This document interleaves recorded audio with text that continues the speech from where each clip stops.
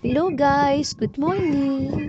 Tara at panoorin niyo yung paggawa ko ng pambasahin ni Ate Bella at ni Ate Ashley. Screenshot ko nga lang pala to kasi nakita ko lang to sa FB. Kasi yung ginawa ko, pinaserox ko lang. Tapos, ito na siya. Kinupit-kupit ko kasi hindi rin maganda yung pagka-xerox sa tatay. Hindi man lang din niya pinantay. Kaya ginupit ko na lang. Hindi ko na siya sana gugupitin eh. Kaso ang pangit tignan. Kaya ginupit ko na lang. Gawan na lang natin ng paraan para gumanda.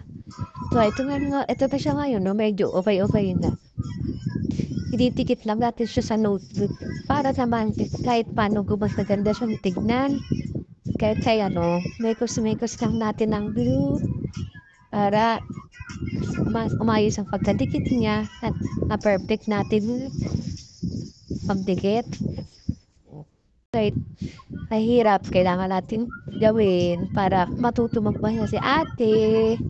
At English na nga siya ngayon guys, kasi kahit paano sa Tagalog medyo nakakabasa-basa na siya. Kaya ito nakita ko English, dyan English na muna ipapabasa natin kung kakayanin niya. Dikit nga lang natin siya ng dikit para hanggang sa matapos siya. At ayan, ayusin natin yung pagdidikit para naman kapit na kapit siya at hindi madaling masira pagka ililipat ng bata. Fast forward na nga tayo guys para mas mabilis tayong matapos. Sobrang hirap din kaya mag voice over guys, lalo na't may batang makulit.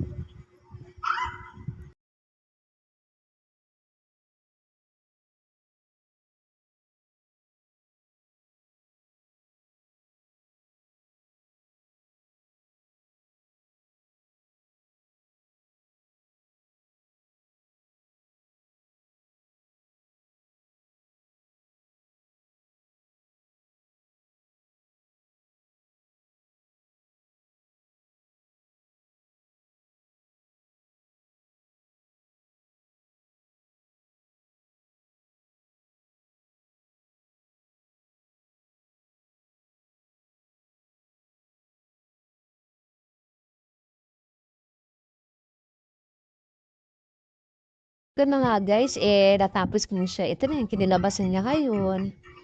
At pag hindi nga pantay-pantay ang gupit ko kasi hindi pantay-pantay yung pagkapal kay tatay.